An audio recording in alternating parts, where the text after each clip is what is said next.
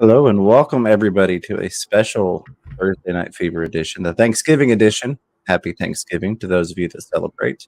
Hope you all had a wonderful day and got your belly stuffed. I know I certainly did. Had to lay down for a couple hours and kind of recuperate before the stream, but fortunately was able to enjoy John and Lisa and Bob Steen fought over on the KG Tropical stream while I was doing that. So that's always a fun time. As always, I love that PETA shirt. We're going to be talking about the other PETA tonight. I think y'all are going to enjoy this conversation. But before we get to that, as always, thank you, Ed, for being here. Very much appreciated. Appreciate all of you all in the chat hanging out. Always good to see you guys and gals. I do have a couple of things I want to talk about real quick. One of those is the simple fish keeping series that you've heard John talk about at KG Tropicals. Jason from Primetime has put his video along with Fishy Biz Aquatics. I do have several. Thank you for the audio video checks. I appreciate that, you all. I do have several people that have sent me their videos for my version to add to the simple fish keeping series. I'm still waiting on a couple more people, but we've got some awesome people included in that. One of which I've seen a lot of people asking for is Peck Tech. He has sent me his video clips. He actually did them today on Thanksgiving. Nice. So yeah, Sean sent me that and added a happy Thanksgiving on the end. So appreciate it. So those of you that I wish I would have done that. I've been running literally all day long. I got up at 9 a.m.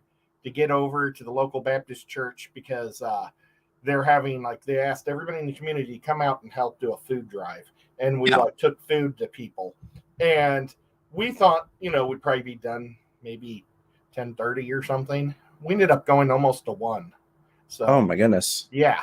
We delivered 76 meals, my dad and I. Oh, that is awesome. That really is. Crazy. I do want to say a huge thank you to KG Tropicals. I see that they just wrapped up and they put the link in their chat to send people over here. So very much appreciate that, John and Lisa. And thank you all that came over from that stream. So we are going to be talking about an article that was put on the PETA website tonight. I think you all find it interesting. But as mentioned, like I said, we've got several of these simple fish keeping videos that will be coming out soon. I've got, I think, 4 people I'm waiting on videos from, and I think you all will really enjoy those additional fish tubers being added to the collection. So I'm going to hold out until I get those. Scott saying it unsubscribed him. I am sorry about that, Scott. It's done that to me before. It actually did that. It unsubscribed me from KG Tropicals at one point in time, and I'm a paid member there, so I thought that was funny. You never know what YouTube's going to do. But nevertheless, glad to see you here, Scott. I've been unsubbed from James. Yeah, he has. It's funny the way that works out. So I guess I'll explain how I got to this PETA article. It's one of those internet things where, at least myself personally, with the internet, I tend to go down rabbit holes sometimes. So it was one of those. I saw some comments on a video about, how keeping fish in tanks is cruel and this, that, and the other. And I was like, well, I would like to go look at what PETA's actual stance is on it and what they have to say on their website. So I found this one particular article. It's called Fish in Tanks, No Thanks. And I'm not going to read the entire article to you all unless I see an abundance of people in the chat that want that. But I figure we're all, happily keeping fish. We're all happy fish keepers. So we probably don't want to go through the entire what you're doing is horrible and it's destructive and all this, that, and the other. But there are some parts of it, particularly the end of it, that I wanted to go over with you all and address. And it pertains to what you can do. This is on PETA's site. We've got some super chats that came in before we even got started. I will grab those here shortly. I do very much appreciate that. And of course, we'll get to the highlighted questions and comments once we breeze on through the topic here. So again, this article is from the PETA website, and it is titled Fish in Tanks, No Thanks. I want to properly make sure that that's credited to them. So it says, I'm going to read this part verbatim here. What you can do. please don't support the tropical fish trade by purchasing fish. If you enjoy watching fish, consider downloading one of the many colorful and realistic fish-themed computer screensavers available on the web. I thought that was funny. I got a little giggle out of that, to be honest. Don't support businesses or fairs that give away fish in contests or promos. I can kind of agree with that in the sense of, weddings and, you go to the fair, whatever, and you win the goldfish in a bowl. I can agree with that. You go to a wedding and they've got a bunch of betta fish in these little containers with a flower in it. I don't support that at all. Let's see. The Siamese fighting fish, who are often sold as decorations or party favors, are fighting for their lives as their popularity grows. Pet shops, discount superstores, florists, and even online catalogs sell Siamese fighting fish, Betta splendens, in tiny cups or flower vases. Mrs. Fever picks on me because I say vase instead of vase. Flower vases to consumers who are often uneducated about proper Betta care. I feel like that's fair. These tiny containers are not suitable for any fish. I think we can probably all agree with that. Bettas don't belong in flower vases or little cups or any of that stuff. But my problem is taking advice saying that they're not suitable for any fish. They say all tanks are not suitable for any. So it doesn't really matter if it's big or small. So they're kind of just being hypocrites they're just picking on one part of the industry at the moment. I don't disagree with you. I don't. However, we get to some surprising advice here. Okay. A little bit further down the article. And this is what kind of shocked me and why I wanted to talk about it. Because I expected pure garbage when I went to their site to read what they had to say. And it surprised me to agree with a lot of what they had to say on here. That's good. Well, then I'll say... No, you're good. I want the input. Absolutely. But I'm just in a fighting mood. Absolutely. That's what turkey does to me. So for anybody that hasn't seen what your shirt actually says below PETA, what does your PETA shirt say? Mine is people eating tasty animals. We did a lot of that today, right? Oh, yeah. Absolutely.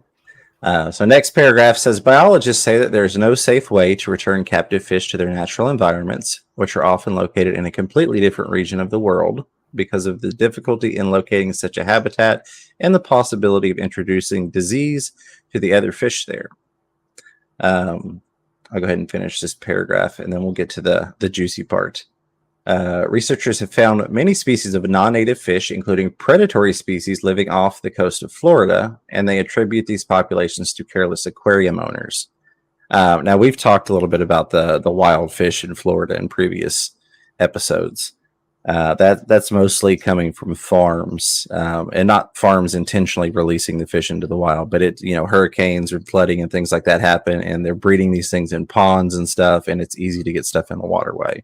But still, indirectly, it is because of fish keepers. It is. We support the farms. Absolutely. Absolutely. But I would say the majority of the hazardous levels of domestic fish being introduced or invasive species is because of larger scale operations.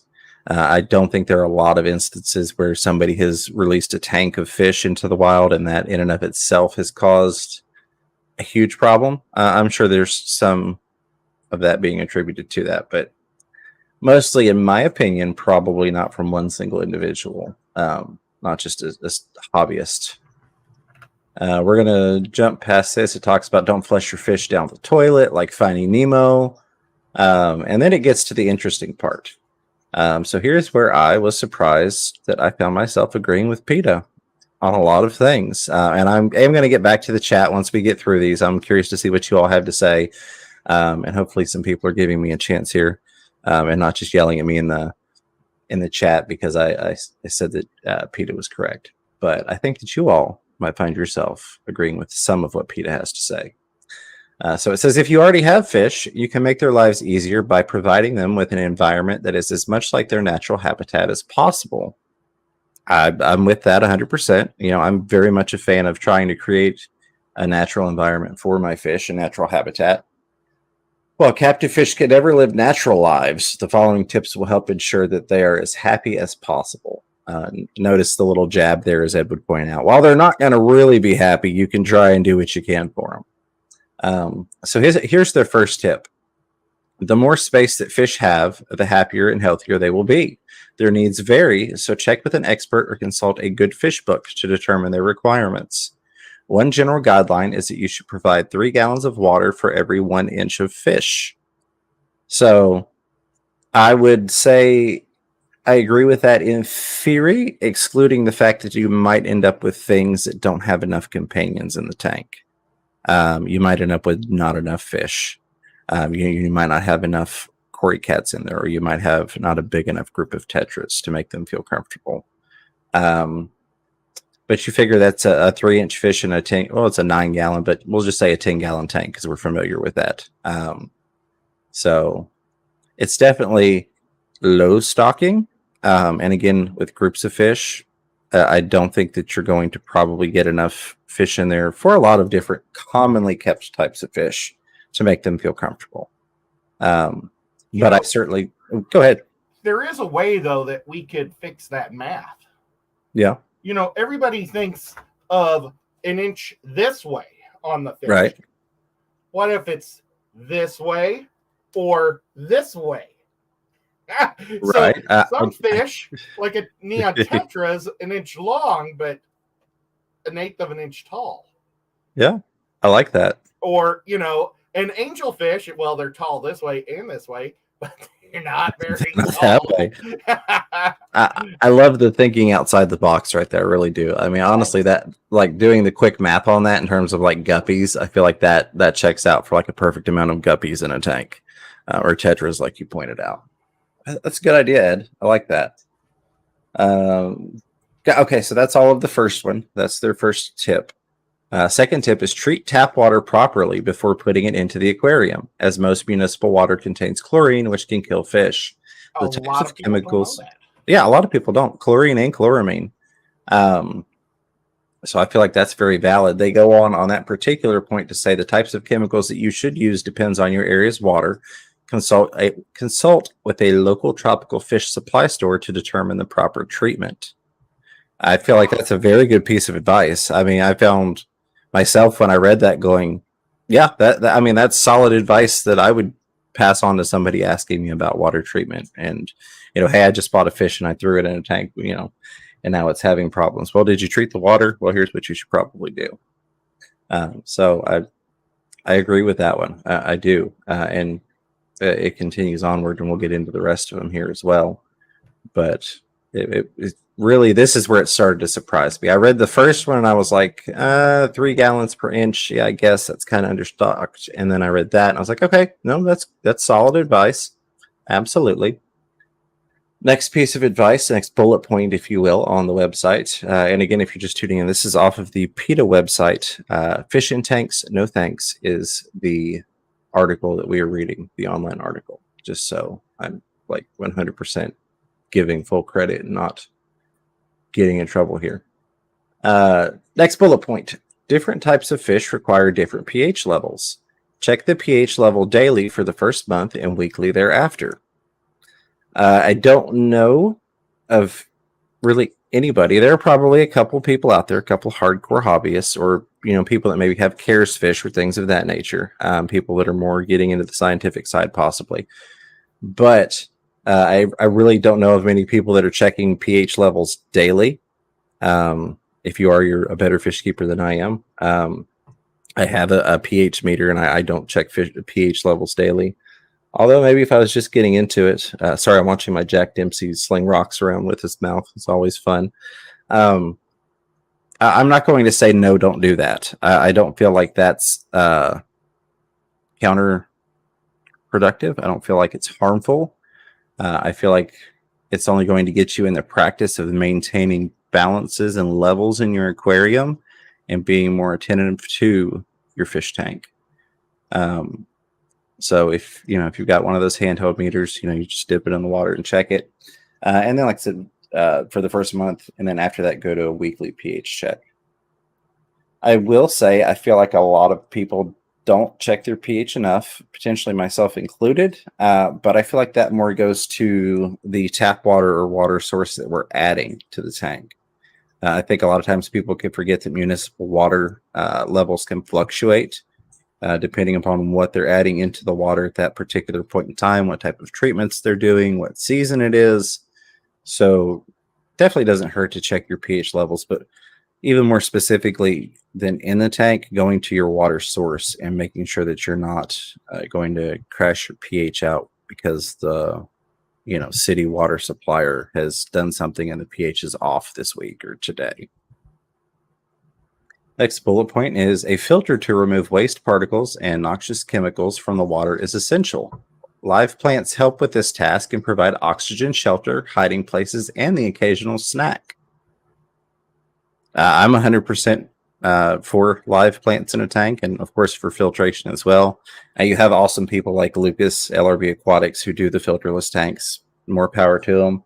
But for somebody that's more beginner intermediate, that maybe hasn't mastered how to balance an aquarium or maintained a well-balanced system, I don't typically recommend it, just because you can crash it a lot easier since you don't have those backups in play with your filtration and things of that nature. So again, I find myself agreeing, hey, that's good advice. Put a filter on there and put some live plants in the tank. Those are things that we've said before. I mean, we would recommend that to pretty much anybody that says, hey, I'm starting up a tank. What should I do? So this is one that is debatable, but I do. So I'll just read it. Next bullet point being a properly working air pump is necessary to provide oxygen. So while I don't feel that it is necessary to have an air pump, I do feel it's necessary to have surface agitation, of course. Oxygen exchange at the surface to keep the oxygen saturation proper in your water column. I do it via air pumps. You can do it with hang-on backs or canister filters or power heads or things of that nature.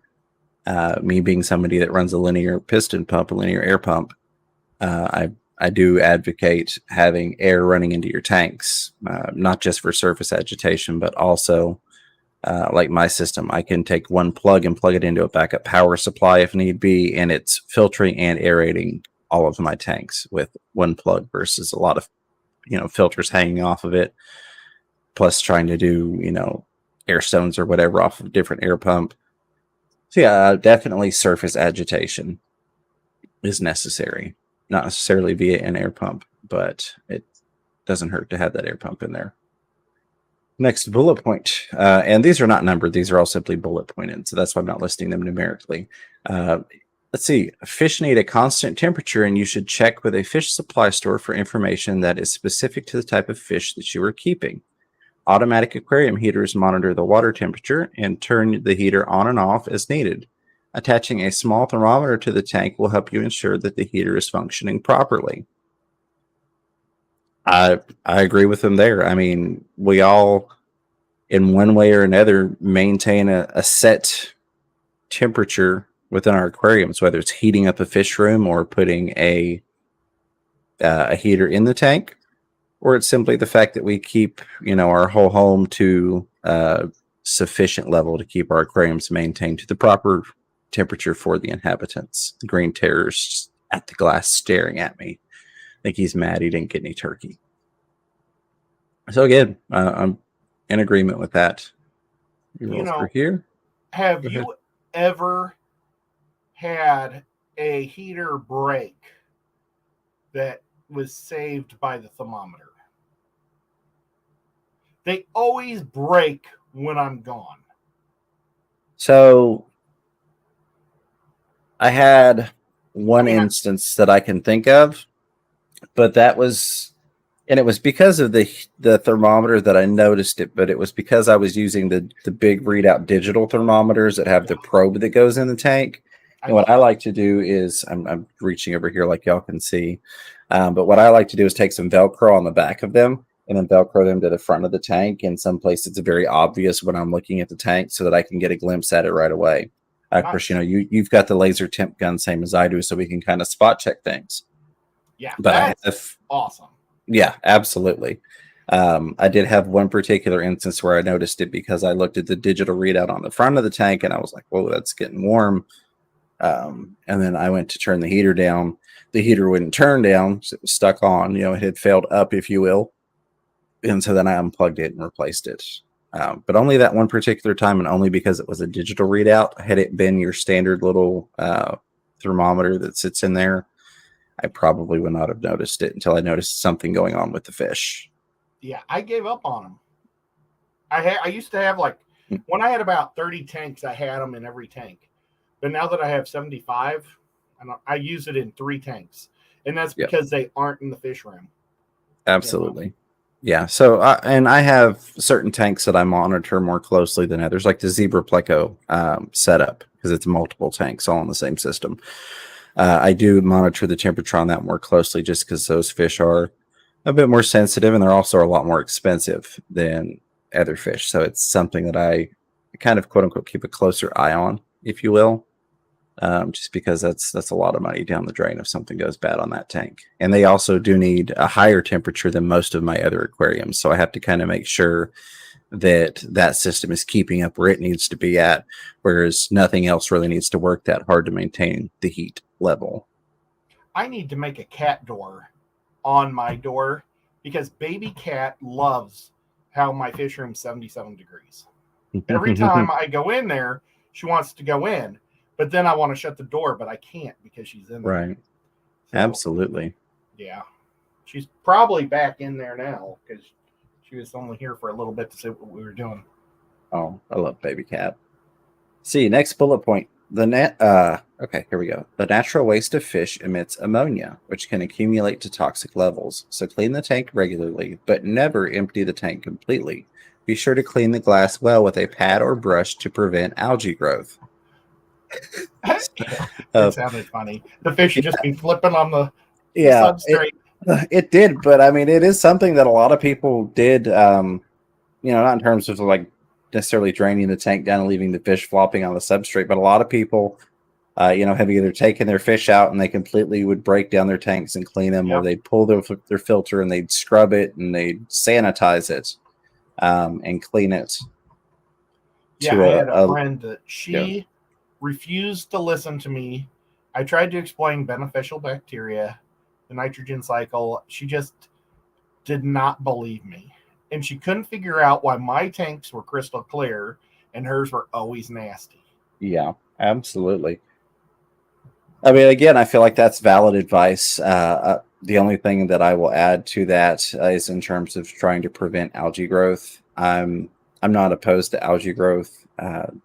I try and keep it off the front of my tanks for filming purposes, but I have tanks that I can't really even hardly see into because I let the algae grow on the front glass until I need to do filming there, and then I scrape the front clean and deal with it. It's another organism in the tank that's working as part of that natural cycle. So to each their own on that one. Yeah, my Beischer tank is the tank I have the hardest problem with algae because I can't have any like cleaner crew. Because any snail they eat, any shrimp, they eat everything in that tank. They are definitely bad about that. I think we've got four more here, 4 or 5 more here, and then I'll jump into the chat. So I appreciate y'all bearing with me, but I thought this would be fun to talk about. And when you're done, I would like to talk about 2 experiences that I have had, one direct and one indirect. One was directed towards the fish fam in PETA, and one with me directly with PETA. Absolutely. All right. Next bullet point. Create places for the fish to hide and explore. Ceramic objects, natural rocks, and plants work well. Make sure that all objects are thoroughly cleaned and disinfected before they are put into the tank. Do not use metal objects as they will rust. So I feel like I would replace the word disinfected with sanitized.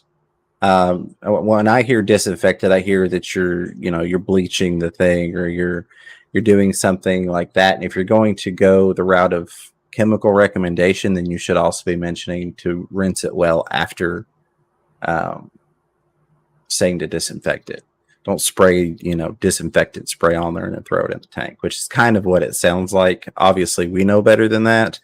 But to somebody that's actually going to this for advice that doesn't have a clue, they're like, oh my God, I got a fish and I'm a horrible person. What should I do? Which I feel like would be the mindset of a lot of people potentially reading this on a PETA website. I feel like there should be some clarification that after disinfecting, or what I would call sanitizing, make sure it's rinsed properly. Other than that, the only other thing I'll notice, years and years ago, people were actually intentionally trying to get rust into the tanks for their plants. So that's funny, Fire. but yeah. So that's funny. But other than that, I don't see anything wrong with that. I definitely agree with getting places for fish to hide and explore, and giving them an active environment to engage with is a good thing. Make sure you don't put aluminum in there, though. Yeah, absolutely.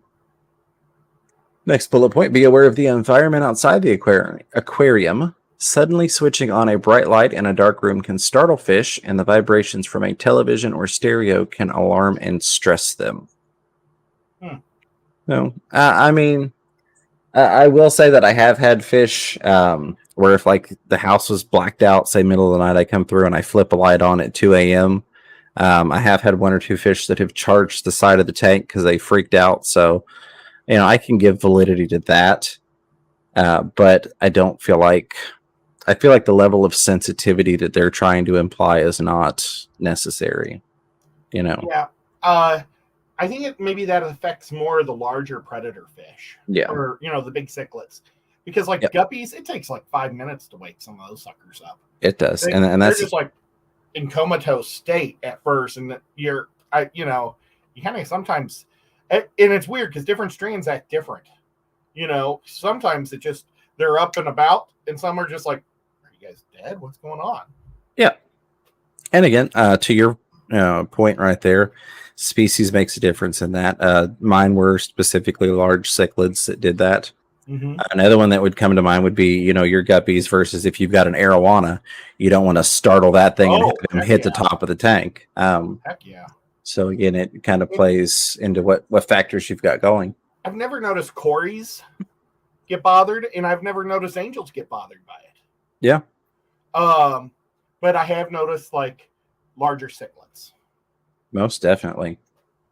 Next bullet point, keep all harmful chemicals away from the aquarium. Cigarette smoke, paint fumes, and aerosol sprays can be toxic if they are absorbed into the water. Absolutely. The aquarium should be in a spot where temperature, and this is a separate bullet point, but I'm kind of coasting through because I want to get to the chat now that we're about 30 minutes into here. Excuse me. The aquarium should be in a spot where temperature and light are constant and controllable. Tropical fish supply stores may be able to advise you on the best amount of light for the fish you are keeping. Remember that direct sunlight and drafts from nearby doors or windows can change the water temperature, and fumes from a nearby kitchen or workshop can injure the fish. Again, I feel like that's valid. We both recommend not putting tanks in front of windows or near, drafty doors and things of that nature, as a lot of people do. And roll on down here to the next one. Here's a good one. Don't overfeed! ! Uneaten food and waste materials are broken down into ammonia and nitrites, which are toxic. One expert recommends providing only as much food as your fish can eat in 30 seconds. And they do have a, oh Lord, I've forgotten what it's called now. They cited their source on that, which I'm not going to, well, let's see what their source was. Nathan Hill, don't make these fish keeping mistakes, from Practical Fish Keeping, January 17th of 2017. They did really good at citing all their sources and putting this together, which most of this is from sources. Yeah, I mean, definitely don't overfeed. That's something a lot of people are guilty of. I don't know that I want to go down the rabbit hole of overfeeding, but if you have food that's not getting eaten on the bottom of the tank, we'll qualify that as overfeeding versus going, oh, you're giving your fish too much in their bellies, you're too fat. Next one here. If a fish seems sick or lethargic, take him or her to a vet. Fish can be medicated, anesthetized, given shots, and operated on just like other animals. Take along a separate sample of the tank water. You don't see that many fish vets. You really don't. Yeah. Now, do I agree with properly treating sicknesses, issues, diseases, and medicating fish when needed? Of course. Do I think that 9 times out of 10 you need to take your fish to a vet? No, I don't. 98 times out of 100, no, still probably not. Very rare that your fish probably needs a vet. Maybe if you're looking at some sort of cyst removal or something like that. But even still, there are a lot of people that are doing that with a lot of success right there at home. Yeah. But yeah, I mean, I agree with treating animals that are sick. I just think when it comes to fish, that's a little bit of a stretch in taking them to the vet for anything and everything, besides the fact that transporting them is going to stress them more. So let's take this fish out that's sick that I could treat at home and stress it out by taking it to a vet, which I'm probably not going to be able to find. But kind of like taking a mouse or a hamster to the vet. Yeah. See, next bullet point. Most fish enjoy companionship. If you have a single fish, check with friends and neighbors to find another loaner to adopt. But don't support the fish trade by going to a dealer. They had to throw that last part on there. Of course, I'm going to disagree with that last part 100%. I am going to say I do agree with making sure that your fish are happy with other companions. You know, there are a lot of fish that don't want to be alone in a tank, but you know, on the flip side of that, there are some fish that you'll want to keep by themselves, you know, for the most part. You don't want to take, oh, I have this flower horn and my friend has all these tetras. I'm going to throw them in there because I don't want him to be lonely. Yeah, good luck with that. What? Wait, did they say get your fish from a friend or a what? They said to find a friend that has some fish that you can add to your tank, but don't go buy them. Don't go support the. Don't go to a fish store, but go to the fish store and ask how I should do my water. Exactly. Go ask how you should do your water at the fish store. Don't buy anything there, and then try and find other people that will give you free fish that are your friends. Gotcha. Yeah, absolutely. About right. Yeah. Let's see. Supply stores and catalogs have clear plastic dividers available that can be used to create a safe section in a large tank for a betta fish who is living in a community. They have that in quotations there. Aquarium. Make sure that the divider fits securely in the tank and provides necessary access to the surface. We're not going to go down the rabbit hole of bettas and tank mates and all that stuff and dividers and all that. I'm thinking of the person that has a 220-gallon tank and they put a divider in the corner like this and they stick the betta. Yeah. But you know what? The people that join PETA probably would do that. Absolutely. I mean, here's my thought. Go buy another fish tank for that betta. But wait, then you're supporting the industry, so you can't do that, and we can't recommend that. So yeah, overall, their recommendations were surprisingly spot on. And again, I think that's going to be from where they cited some good sources. But the fact that they did actually go through and put together that information and find the sources to give mostly viable information, mostly useful information, kind of surprised me, honestly. I really did not expect to see that when reading an article from PETA. So I have to agree with most of what they said and the recommendations for how to keep fish. I just don't agree with the fact that we shouldn't keep fish. So that's my thoughts on it. I'm going to jump over here into the chat. Before I start going through there and getting the highlighted questions and comments, I know you've got a couple things you wanted to mention, Ed. Of course, it just kicked out all my super chats. So how about this? Why don't you tell us your stories there? I'm going to get my super chats pulled up on another screen there. We got 96 people here, 67 thumbs up. Y'all are awesome. Appreciate you hanging out with us. Well, I've had one direct and one indirect with PETA, but it was directly with the fish fam. And I'll go with the first one was when the first time I went to the Georgia Aquarium. I love going to aquariums on trips. And it's like, you know, I love fish. We probably all love aquariums. So I go there and PETA had set up in front of the aquarium, like it looked like join a aquarium club, because they had like this plastic paper with sharks and fish swimming all over it, and they had clipboards and brochures and stuff. But so I was going to go sign up because I thought maybe it's something with the aquarium, but the sign up was to have the aquarium closed, which it would never get enough. Yeah. And then, you know, their brochures was how bad it was. And it's like, and I tried to explain to them, The Georgia Aquarium does so much for the outside world in the ocean, helping, keep fish alive, helping create ways to grow new reefs, and helping people learn about fish. They're not saying everybody take every fish out of the ocean and put it in a tank, and if anything, it might give people that would want a giant fish tank, but they can't take care of it. They can go to the aquarium and get their, whatever off of the aquarium. So it's just, that was infuriating to me that PETA would want to shut down the nation's best aquarium. And then, go ahead. I was just saying, not only that, but the way that it seems like they were set up, which kind of is the underlying theme of that post that I just read through, is kind of trickery, if you will. It was trickery. So, like you said, you thought you were signing up for something for the aquarium, and they were trying to get you to sign up against having an aquarium. And they had 3 pretty girls there.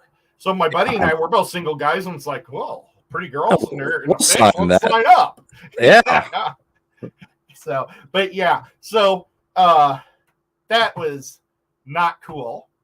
And that's when I really got a distaste for PETA, when they wanted to shut down one of my favorite aquariums for ignorant reasons.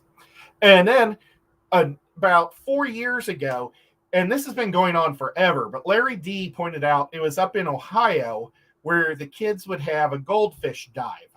Mm-hmm. And they would throw, like the local YMCA or rec club, they would throw like thousands of goldfish that they bred themselves, or some farmer would breed for them, and the kids would jump in, and it was to teach kids how to swim. And they would catch a goldfish, and they'd get to keep it. And I guess they've been doing this for literally decades and decades. Well, Larry did a post on, I think, Instagram or Facebook, mm-hmm. and then so the fish fan got involved. Mm-hmm. And I know a couple of the clubs from PA came over. I know Haley came up. I wanted to, mm-hmm. but I think I was in between doctor appointments and stuff, so I didn't go. But the fish fam went to go give candy to the kids, give water, treatment, dechlorinator, right. Fish food, and basic supplies, and like a little brochure on how to take care of it. Yeah. Well, they wouldn't let the fish fam into the rec center to give this stuff to the kids, or even on the grounds.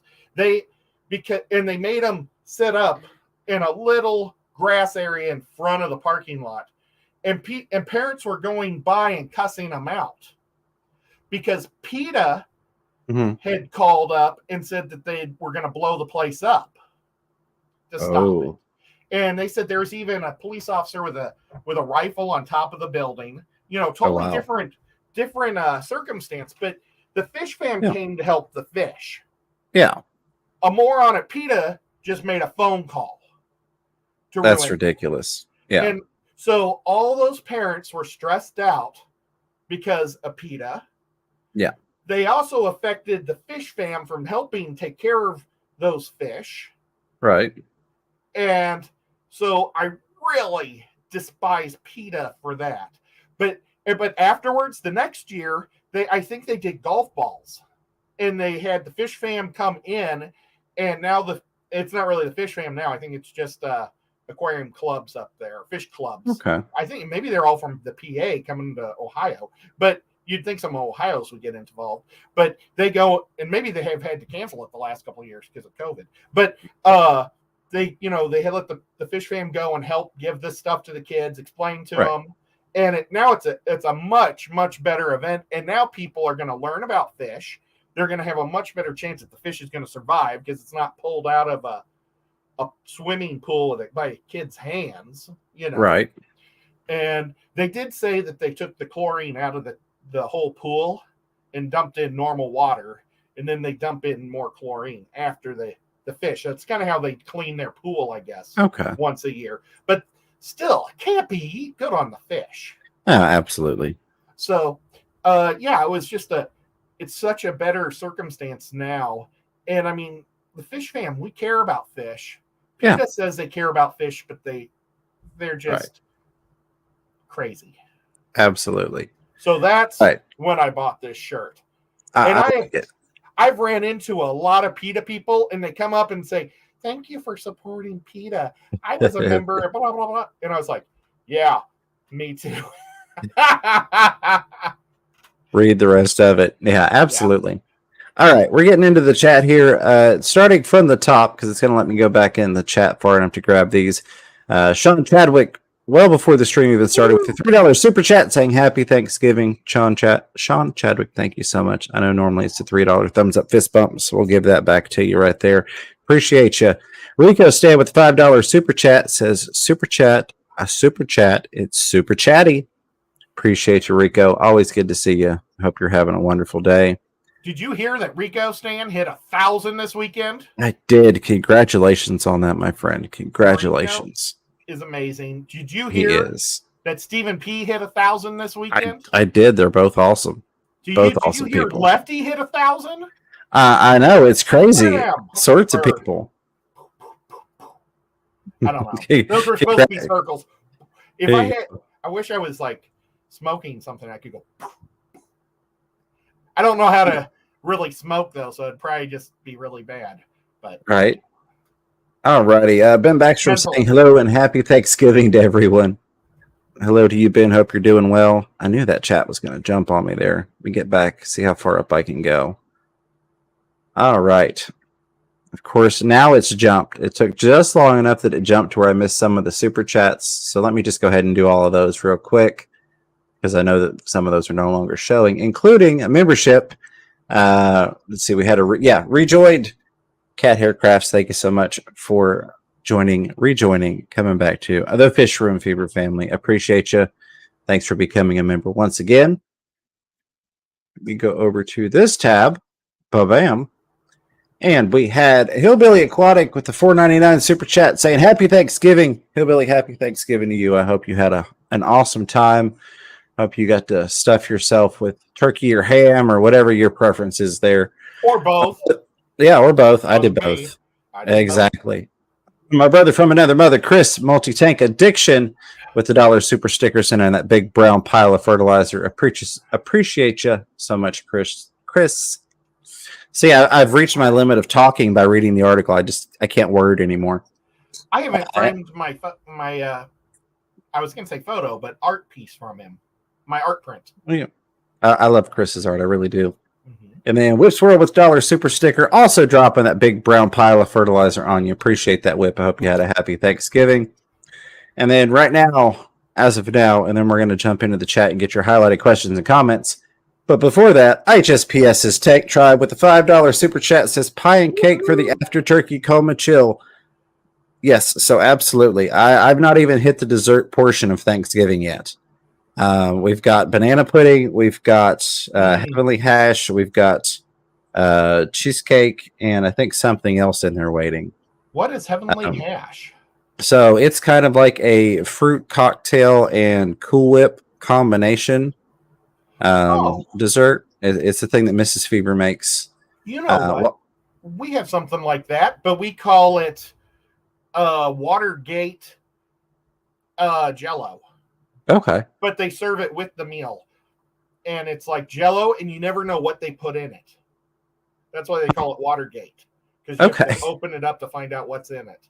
That's interesting. It was probably made up in the 70s. But absolutely. I understand. But again, thank you, IHSPS, and all of you all for the super chats, super stickers, and the memberships. Thank you so much. Oh, you did have a membership too. Did you see that? Yes. Did I not? I thought I mentioned it. I know I mentioned it. Yes, rejoined. Came back to the Fish Room Fever families. Thank you again for that. So as far back as I can go is, well, how much did we miss? All right. 9:44 p.m. Eastern time. This is as far back as I can get to now. Well, that's not too bad. Not too terribly bad. Myrtle says, okay, that is throwing out the information there with the email. Thank you so much. One of the best mods out there. Constantly killing it, and I appreciate that. Roll on down through here. Recon 338, how's it going, buddy? Saying hey to Fish Room Fever, Chattanooga Ed, and I'm sure the rest of the Fish fam out there. more links. Thank you again so much for that. Hey, Scuba Stevo's Aquatic says they have suction cups to suction to the front of your tank, fish room fever. He's Suction talking cup. about the heaters. Gotcha. Yes. Yeah. So my heater placement varies, and that honestly is because the water flow varies in each tank. So depending upon where I've got water flow at, I try and get that heater the closest to the water movement so that it thoroughly spreads that out. Well, I actually do have one heater suction cup straight to the front of the tank. but Are you I talking? think he means on the outside when you said you use Velcro. You mean thermometers? Oh, I bet that's what he meant. Yeah. Okay, gotcha. When you said heaters, I was thinking in the tank, but yeah. Yeah, I'm sorry. That's what I meant. No, you're good. You're good. Yeah, they do have those. But the ones I use, I don't have one that I can get to. It's a little black box, about that big, with a digital readout that's about an inch tall. And they work perfectly. I've seen one or two, and those are the nicer ones. Those are like the $10 or $12 a piece ones you get at the Petco PetSmart or your LFS. Those did come with suction cups, if I remember correctly. Most of the ones I use, I got off Amazon because I needed in bulk. I needed like 20 of them, so I wasn't going to drop $10, $15 a piece on them. The only thing I will say, if you're going to do that, is to check them versus a reliable source, because I noticed a degree fluctuation. Yeah, so like that one, it does have a suction cup. The ones I got did not, because they were the knockoff versions from Amazon. But I'll see they had a suction cup on the probe, but they didn't have it on the outside. So I used the Velcro. The probe one sucks, so I just let it drop. But this one sticks. Absolutely. No, it doesn't suck.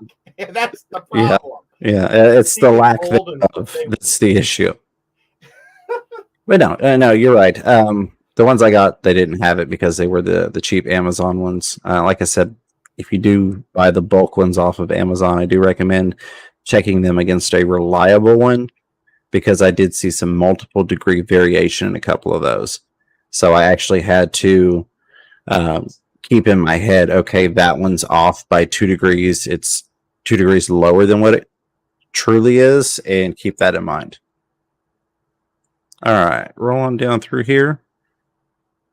Biscotti Nanya says, my book says fish size to amount of water in liters per 1 centimeter of fish length under 2 centimeters, 1 liter, 2 to 5 centimeters at 1.5 liters, 6 to 9 centimeters, 2 liters, 10 to 13 centimeters. Okay.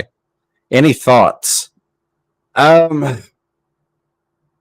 So I don't really go by the size to gallon or size to liter ratio. As we've discussed a little bit, just because there are too many variations based upon species of fish. So if you say, so the most common one, the one that we joke about, is, an inch of fish per gallon, so I can put a 10-inch Oscar in a 10-gallon tank. Clearly, that's not what the rule's trying to imply. It would be referencing more like 10 1-inch tetras or 1-inch Endlers in a 10-gallon tank. But there's room for misinterpretation.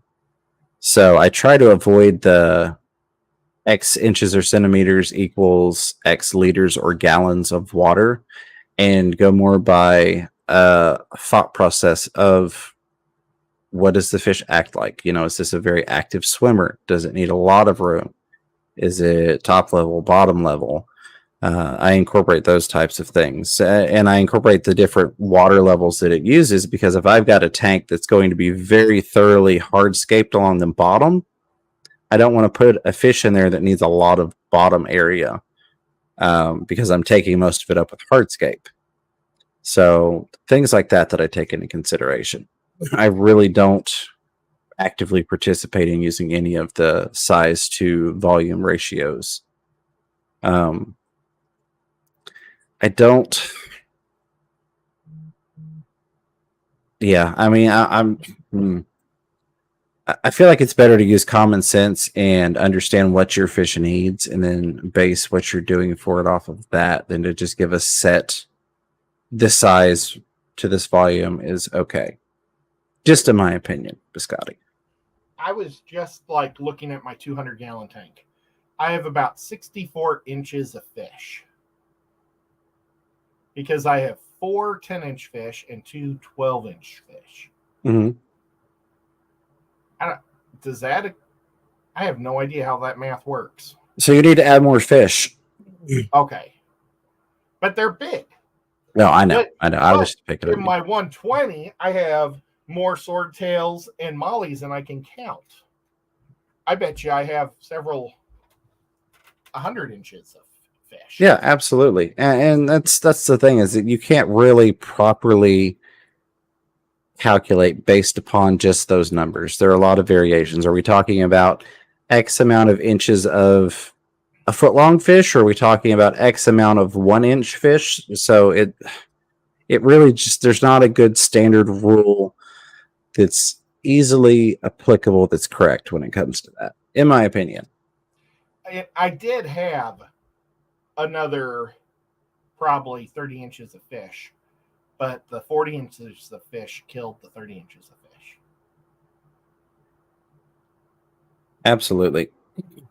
Let's see. Recon 338 says, after the first of the year, I'll be moving into a single-wide mobile home. I still have 4 tanks and dreading the moving process. A 75, a 65, a 29, and a 5. Any suggestions as far as the floor? This is the man to talk to. Yes.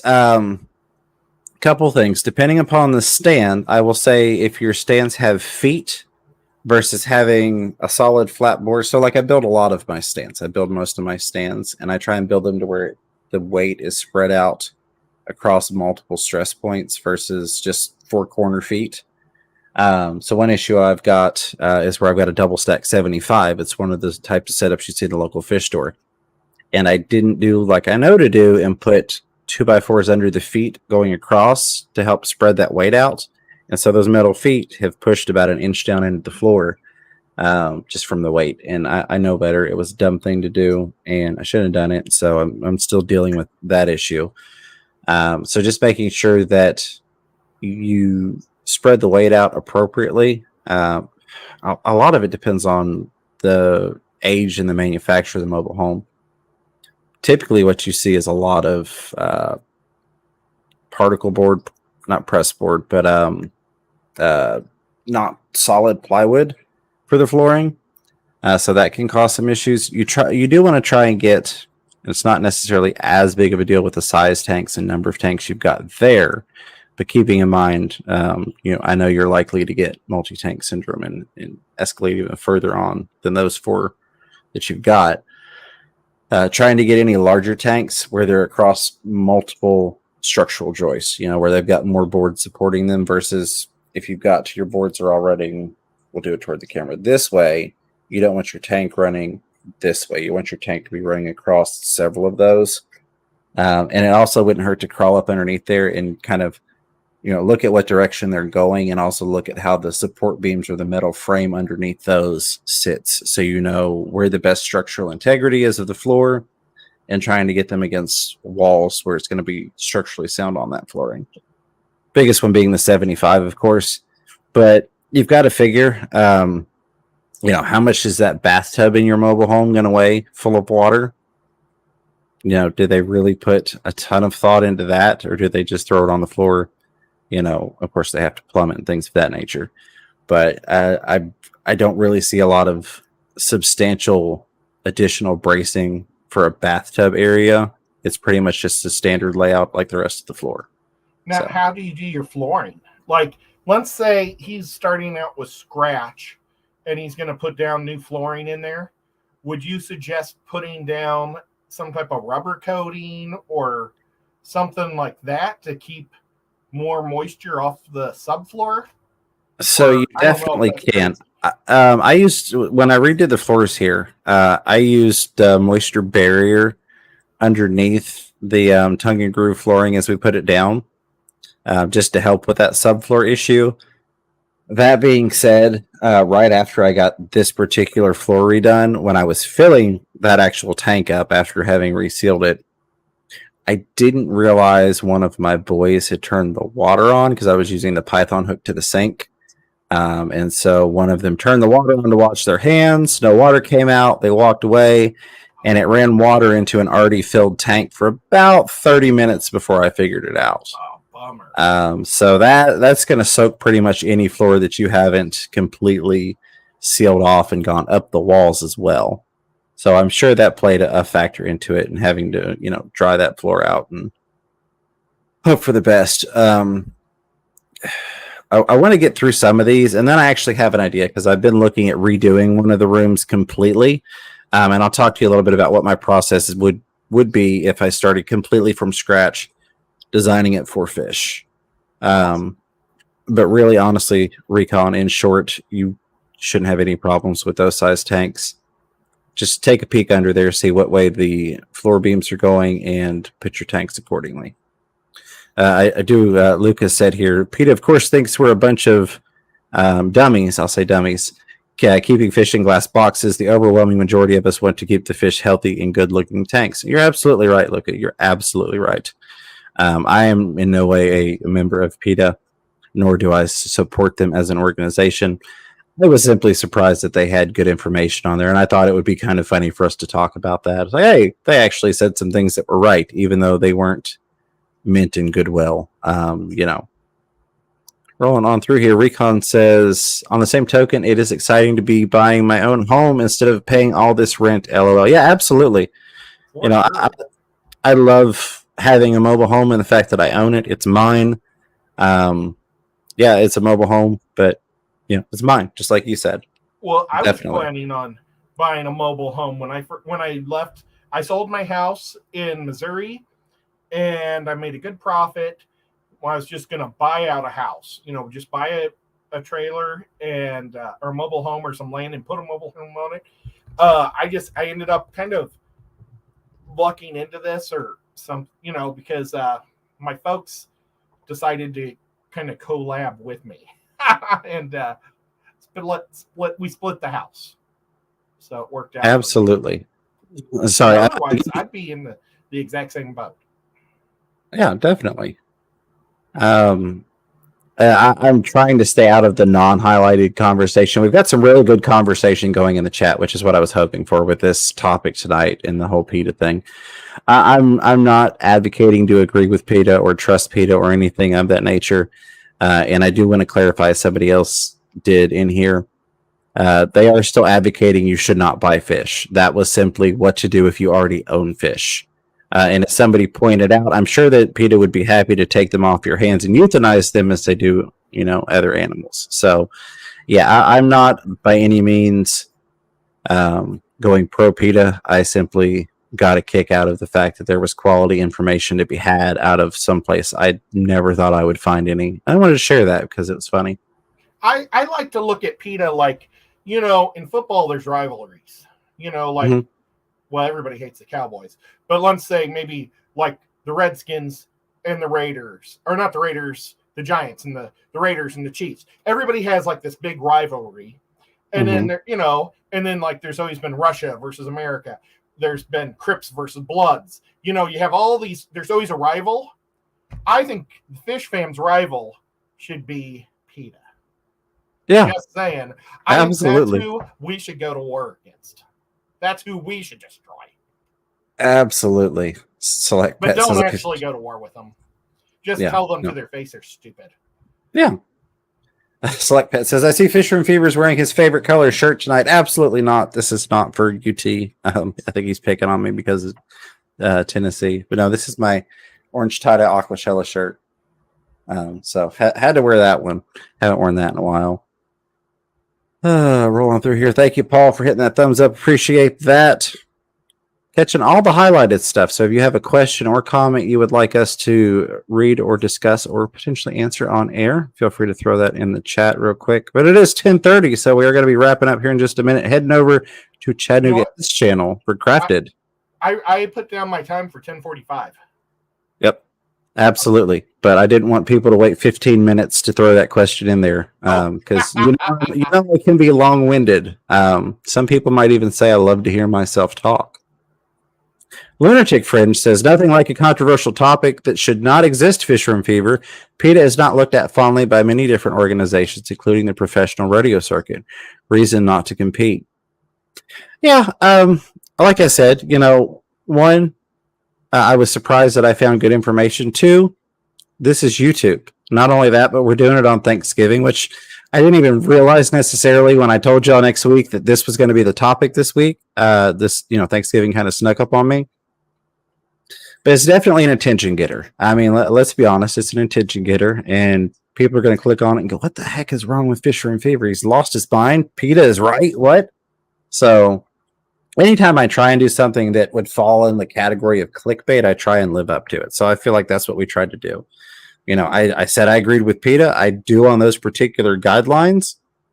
So I don't feel like there was trickery involved, but it definitely made you question enough to check out what the heck was going on. That Fisher and Fever guy's lost his mind. Paul Sotero. Sorry, go ahead. Things with faces. Absolutely. Absolutely. Had a lot of that going on today. Mm-hmm. Paul Sotero says, if PETA had their way, there would be no species rescue/reintroduction projects, accredited zoo and aquariums, let alone companion animals. They're a bunch of fanatic zealots, nothing more. Yeah. I don't disagree with you, my friend. I don't disagree with you at all. 100% there with you. All right, let me get back up here. Oh, good. I see a lot of good highlighted stuff rolling down further. PETA meme or photo I've ever seen was they were at one of the Joe's grocery stores. I think that's what they're called, Joe's something. Well, Trader Joe's. What was it? Trader Joe's. Yes, Trader Joe's. They were at a Trader Joe's and they were having its murder. PETA, or killing cows is murder, but they were standing in front of the dairy, all the milk, saying it's murder. I just think it's awesome. Oh my god. So I got a quick question for Ed here. Jerome says, Ed, does Sculpey still have a clay smell when it's fully cured? I made a test cave and it still has a slight smell and is semi-flexible. Underbaked? I don't think it. I'm trying to look for some that's around me that's I could run and grab some. Should I go get some real quick? If you want to, or we're about to roll over to your stream, you're going to be playing with Sculpey on that one? I will be, but it's not going to be baked. Gotcha. I don't... Oh, man. It should be solid as a rock. If you have any push, give to it, you can squeeze it at all, it's not cooked proper or completely. I literally let it crack a little before I put it in a fish tank. So I overcook it just to make sure there's no chemicals in there that'll kill my fish. Absolutely. But I still could go sniff some for it. It sounds terrible. I don't know if it has a smell after it's been cooked. Recon 338, you're more than welcome for the advice. If you ever need anything, just shoot me a message on Facebook Messenger. Be glad to help you out in any way I can. Two Bones Fishy saying, good day, mate. Roll on down through here. Alice B says, I added 4 new discus to a tank that only had 1 discus, and that single discus has been bullying the new discus. Is this normal for a few days, or should I be worried? If he's been in there by himself, he's probably going to be slightly aggressive because he's had everything to himself and no contenders, nobody else to kind of challenge him, if you will. If it continues on for too long, if it's going on weeks and weeks and it's still going on, I might be worried about it. But I feel like it's probably going to try and assert that this is my place.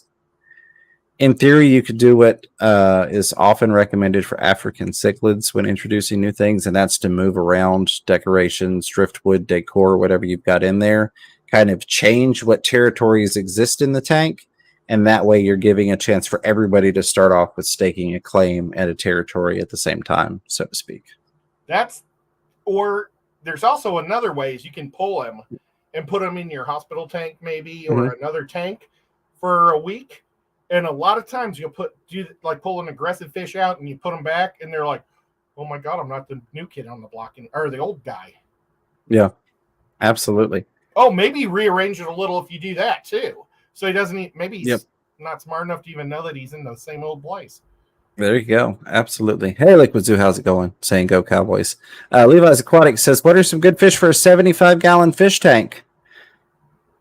We could probably spend 2 hours telling you awesome fish for a 75. You've got so many options there.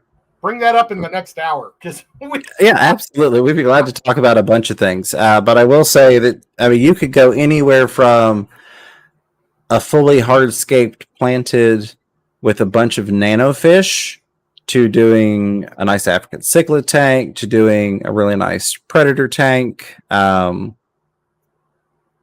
nice community tank. There are so many different options you could do with that. My advice is typically in a non-answer form. Look at some fish you really enjoy, look at their compatibility, and then think of how you can bring that together in that 75. Because if I say a great suggestion is angelfish and a bunch of tetras, and you hate angelfish and tetras, that's a horrible, horrible, piece of advice to give you. So the most important thing is going to be looking at fish that you enjoy and then seeing if they'll work for that setup. For sure. I have two ornate bisher, just two fish. Absolutely. Mick, appreciate you so much. Saying always like the streams. I appreciate you being here when you can. Multi-tank, good old Chris says, we call it fruit salad on the West Coast. Yeah, absolutely. I've heard that as well in terms of the heavenly hash. I've never heard of heavenly hash. Yeah, I think that's her family name for it, probably. I'm sure she's got her own special secret ingredients I'm not allowed to disclose or know about. Well, Stero says, on a brighter note, after I feed the discus tank, I noticed a cloud of free-swimming fry in the corner of the tank. A pair of purple dwarf acaras spawned. Congrats on the purple dwarf acara babies. That's awesome, Paul. Glad to hear it. I saw a lot of people had babies when they checked their tanks today for Thanksgiving, so that's super, super cool. I barely checked mine at all. All I did was drop food in. I was a terrible fish dad today. Well, I took 2 dead guppies out. So I did look enough to see if anybody was dead. Absolutely. Rolling on through here. And yes, Lunatic is just expressing, yeah, sometimes they have good info, but they're even against people riding horses in reference to PETA. Yeah, I've in no way saying PETA is a good organization. Again, it was a little bit of clickbait, but it was clickbait I followed through on. I agree with some of the things that they mentioned in terms of good fish keeping. So that was surprising. Roll on down through here. Grab and highlight this stuff because it's almost time to jump over to Crafted with Chattanooga Ed. Paul Sotero says discus shouldn't be added as singles. The best way is to add groups of at least 3. This way aggression is dispersed. Yeah, so if I remember, she said she had 1 and added 4. And I think that's probably where, like I mentioned, the issue of that one being by itself, which is kind of what you're going to in terms of the aggression with having adding a single one into it. And that kind of also plays into African cichlids, I've noticed, though I'm not the African cichlid expert, as I will very quickly admit. You add 1 fish into an established tank, and a lot of times it's not pretty. You have very good info there, as always, Paul.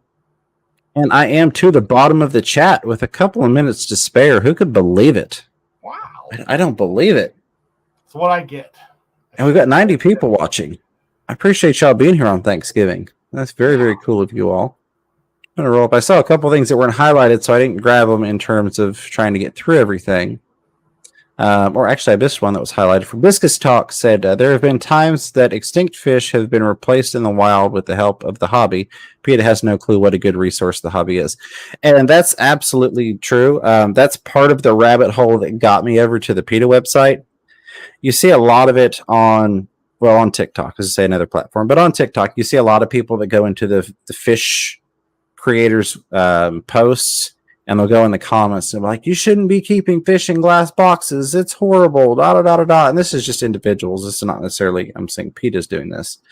And I try to do my best to explain some of the points that you've mentioned, that we have these resources that are trying to keep species alive, and we have fish that are extinct. Yeah, we have the CARES program. We have things that are extinct in the wild that if it weren't for people keeping them in glass boxes, they would not exist on this planet.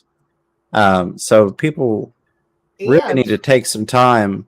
So like when one of the places I saw a lot of it as well, for anybody that's familiar with Lad Bible, they post a lot of stupid guy did stupid thing videos, and they're a big viral channel. They reached out and they asked if they could share my video getting bitten by the prawn. I was like, sure, why not? What the heck? So when they posted, I eventually found it and went through and looked at a lot of comments. And a lot of it was the people saying, well, you shouldn't have those fish in glass boxes. Fish belong in the wild. And so it was a lot of that, like what you're talking about, trying to inform people that there are a lot of valid reasons, aside from the fact that we're hobbyists and we enjoy fish keeping. But there are a lot of valid reasons that we need to have people interested in having fish in their homes, because without the people that are willing to keep fish in captivity, there wouldn't be certain fish on the planet.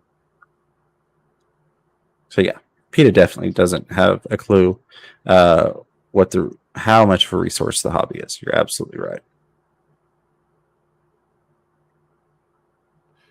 Yep. And also, you know, the fish fam does so many, or fish keepers in general, just do so many good proactive things for fish.